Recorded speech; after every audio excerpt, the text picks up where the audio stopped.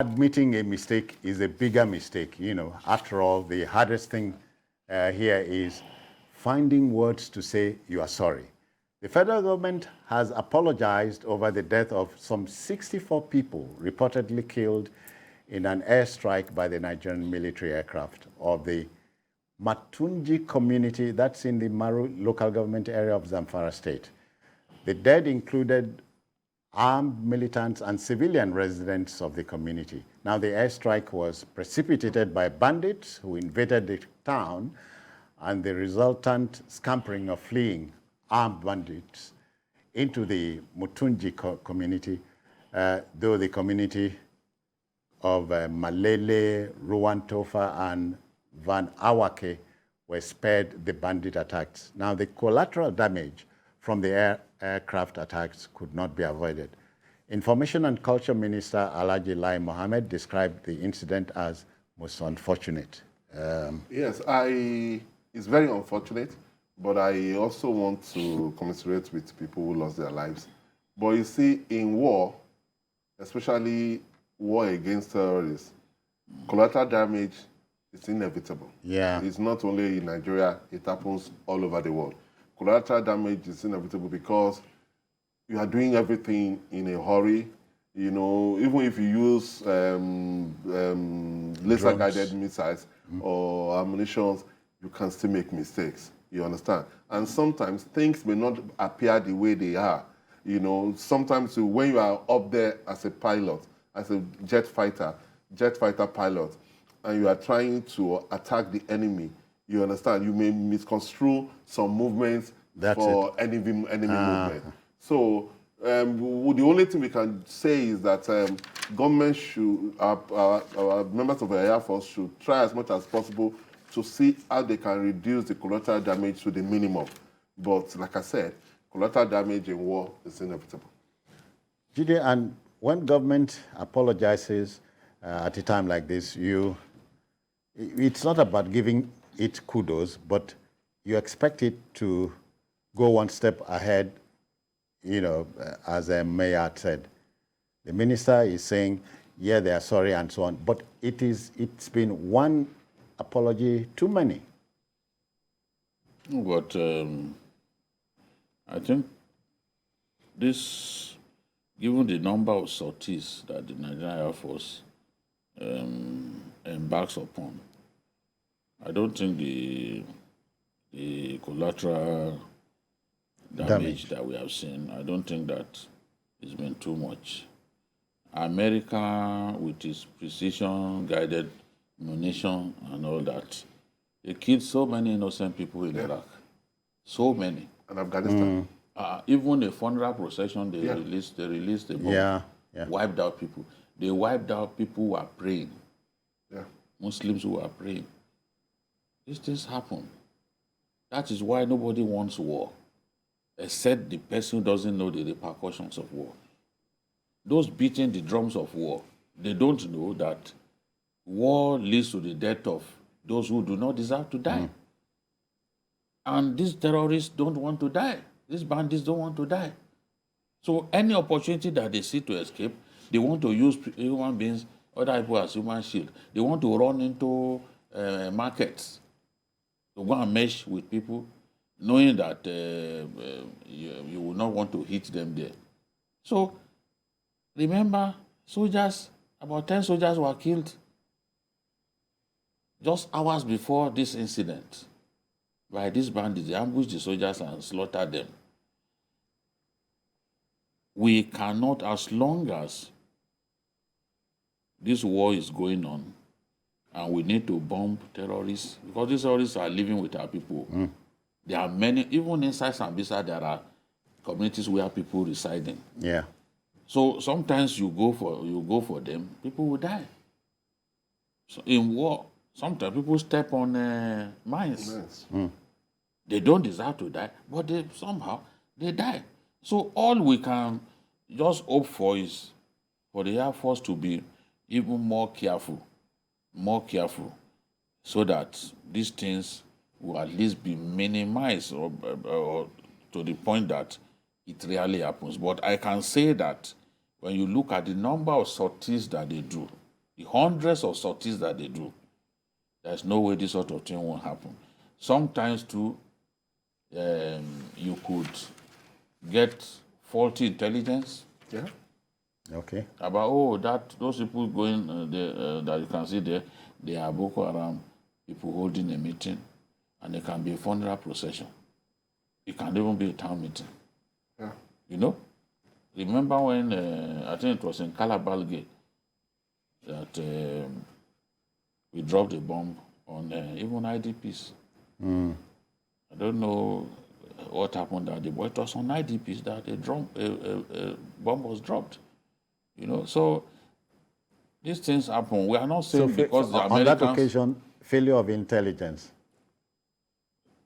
I think so, because from what he thought was bombing, the people he thought he was bombing were actually, in the final analysis, not those people.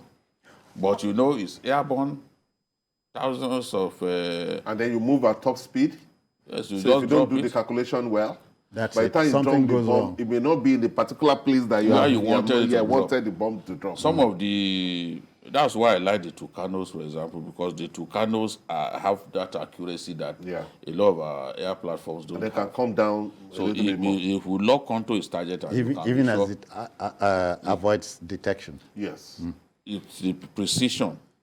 It has that right. precision that other aircraft in the Nigerian Air Force inventory do not have. So it can, when the Tucano is at work, you can be sure. Yeah. But okay. you can actually drop a bomb and still kill people maybe nearby. So these things happen. It's unfortunate that has happened. As somebody said, the tragedy of war is that it uses man's best to do man's worst. Yeah. So those asking for war must think twice.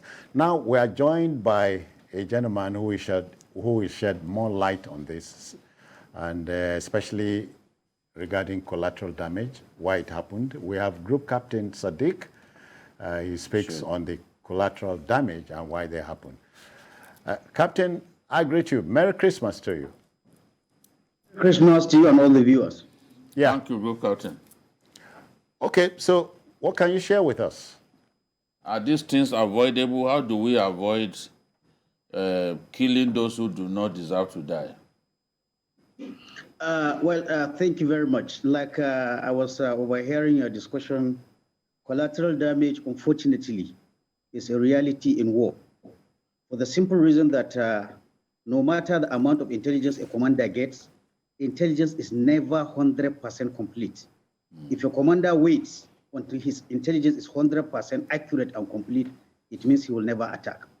But having said that, what military tactics employ commanders to do is to take all feasible precautions. That's the exact term that the law uses. All feasible precautions before launching an attack. Getting as much information as of the target area, sometimes even suspending the timing of the target to a time where you think you are not getting collateral damage. In any case, the commander or any military force is not supposed to accept that collateral damage must occur. All feasible precautions will be taken. But having said that, despite all precautions being taken by commanders, sometimes collateral damage happens. But there are, methods, methodologies, trainings that will make a military to minimize, if not eliminate, the possibility of having collateral damage. Roughly talking, for example, sometimes even suspending the time of attack. I heard you mentioning like terrorists might enter a school. If they enter a school, of course, there are school children there. But one of the tactics that maybe a commander can do, if time permits, is not to attack such a place until during nighttime. Nighttime is logical. Nighttime, the presence of children, the likelihood of children being present there will be lost. If it is near a market also, you could take the same thing. But again, like I said, all feasible precautions must be taken, but not only in Nigeria, elsewhere. Despite feasible precautions, you will see sometimes collateral damage happens. But there are always ways, methods, trainings, and technical instruments that can be used to reduce the likelihood of collateral damage. Yeah, Captain, let's reconcile intelligence gathering to the discussion.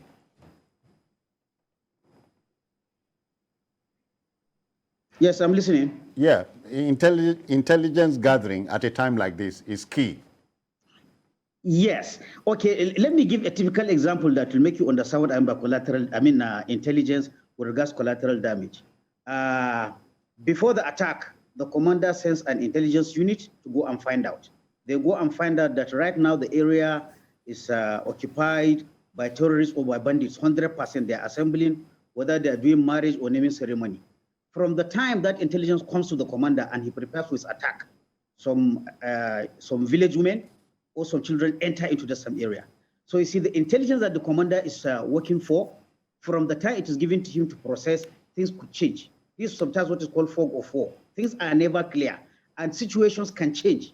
An area that you think just 5 minutes ago or 10 minutes ago is completely occupied by bandits or terrorists or enemy, in a short while it could change. So that is the requirement that even when you get the intelligence should be updated, including up to the time you drop your bomb. In fact, sometimes you might go out to launch an attack, but you will find that the intelligence given to you that the place is occupied wholly by the bad guys, the situation has changed. In that case, the commander can even decide to cancel the attack.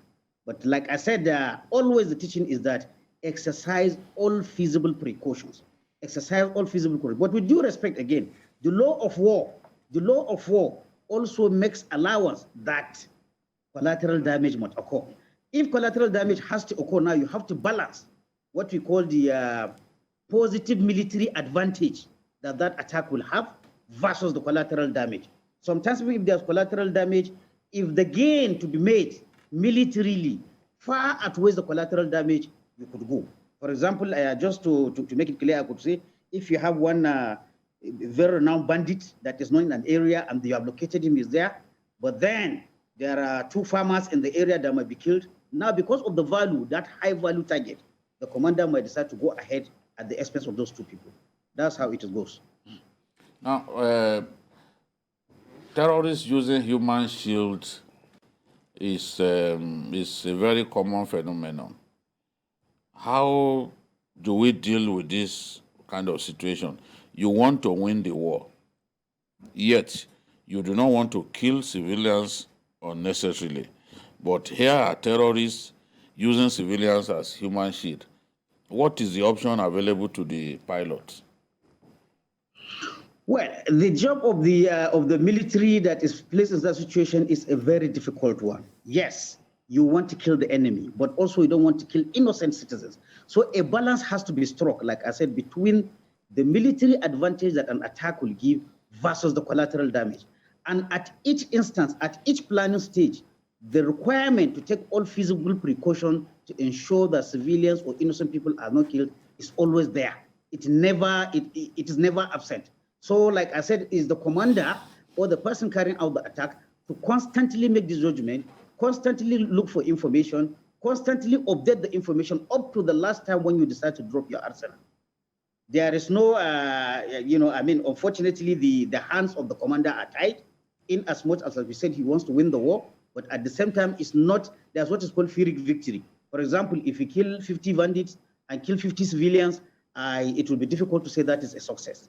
However, on the lateral, even though I don't like making equations when human lives are involved, but for example, if you kill 100 bandits and then 2 innocent people are killed, I think that can be justified under laws of war. However, a 50-50 situation, or even where you have more civilians than the bad guys, it is very difficult to justify such an attack.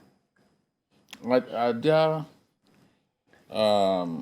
some equipment that can help us address this problem? Are there some specific air platforms that can ensure that this really happens? There are reconnaissance aircraft, and almost in all the pilot has his eyes to help him, even though the eyes could fail, depending on cloud cover, depending on vegetation that's in the area. But that is one natural issue that the pilot will use. But at the same time, while asking the pilot to use his eyes, we also have to accept that he's flying at a very high altitude. He's flying at a very high speed. So the possibility of him identifying clearly that these are bad guys and these are good guys might be difficult. But then there are other electronic devices that could help the pilot to make such a decision, But like I said, again, like everything in air power, it is also affected by the environment. If there is a cloud cover, if the aircraft is very high, if there is a heavy vegetation in the area, it's not as some people think that you will see this is in clearly black and white. Sometimes what you get are visual cues. It could show you that there's a group of people, but in all honesty, it might not tell you this man is a bandit or this man is a farmer. There is not that clear, there's not that clarity that the pilot has before he carries his attack. But then information or intelligence is built over the years. The area where you are going to attack, is it a known village? Is it a known market? Is it a known school? These are the kinds of things that the planners of the mission and the pilot carrying out the attack will have to put at the back of his mind. But it is never 100% clear situation. When we talk intelligence, intelligence is never 100% clear. But then there are things that will help the pilot, like I mentioned. The good thing about this particular issue is that, like I said, while the law of war acknowledges that you will take all feasible precautions, it also acknowledges that after all feasible precautions, things might change. This may not be in the knowledge of the commander, and collateral damage will occur. What are we supposed to do in that aspect? Now, this is where I have to commend, because I follow these things. This is the first time that I can see the government coming out to issue an apology of the killing of people. This is very commendable, and we have to say it. And it shouldn't be a one-off. It should be a policy. Why you have such collateral damage? Because if you remember, we had collateral damage in 2017 January in a place called Ran, where over 200 people are killed. There was a debate whether there should be any apology, whether there should be any compensation. But the global best practice when such things happen, first is to acknowledge that yes, our aircraft or our troops in so an area on so date attack such a place. Unfortunately, so people are dead. Acknowledgement is very, very important, because here we are talking of citizens. After acknowledgement, then you investigate what caused that accident. Is it intelligence failure? Is it tactics failure? Is it some training that is missing? So that you take remedial action, whether it is a training or an instrument that is missing, you put it so that we don't have such a thing. The third thing after investigation is compensation.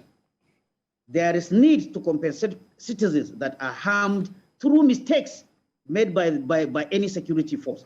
In some places, they call this solatia. Sometimes they call it compensation. Sometimes they call it ex gratia payment. All these are terms that you use for that kind of payment. What that payment does is to acknowledge it is out of a moral obligation that somebody has been harmed, either through loss of life or through loss of property. There should be some sort of compensation. So I would like to advise the federal government or the military, as they are, these three things or 14 should be there: acknowledgement, investigation, remedial action, and then compensation. That is how it should be. Good, Captain, sir. What role does the type of aircraft play in this collateral damage? Sorry, I didn't get you, please. What role does the nature of aircraft play in this collateral damage? The type of aircraft. Thank you very much. A very valid question. Now, when we talk about military aircraft, there are different kinds of military aircraft. You have fighter jets that by nature, they fly very high and very fast. You have aircraft, you have helicopters that fly relatively lower and also slower. Now, experience has shown an aircraft that flies very high and very fast, it is very difficult for the pilot to actually identify what is hitting on the ground. So for less collateral damage, one would expect a helicopter is more prone, is less prone to cause collateral damage, because a helicopter pilot, the pilot flies a bit lower, the pilot flies at a lower speed, so he has time to make eye contact with the ground, what is hitting. So again, you are making a very valid point. A fast flying, high flying aircraft has more probability of causing collateral damage than a slower, lower flying aircraft. And then again, we have UAVs. So it's a matter of speed, it's a matter of altitude. The higher the altitude, the higher the speed, the more likelihood that the pilot will not be able to accurately identify what is on the ground. He could see a group of people, but are these people carrying weapons? Are these people farmers? Are they women? He may not be able to have that at the height that he's going. Whereas a helicopter, that's why for most of these internal security operations that are in population-centric areas, sometimes it is better there is less likelihood when you are using a helicopter, and there is more likelihood for collateral damage when you are using a fast, high-flying jet. That is the issue there. All right, Captain, we want to thank you for your time and pray that you enjoy the rest of your holiday. Thank you. And that's Thank you very much. All right, that's retired Group Captain Sadiq Shehu, bearing his mind on the collateral damage discussion. Well, this is where we'll want to thank you for everything. The show is coming to an end, but not before thanking Babajide Kolade Otitaju for his Our time. chief. Thanks. Our chief. By the way, what are you doing with your phone? I'm Kulora. Yeah, what are you doing Any with? kingdom. This is my staff. I take it with me wherever I'm going. Okay. I can command you to undress before our viewers. Oh, come on. All right, Mayor, thank you very, very Thank kindly. you. Okay. Bye.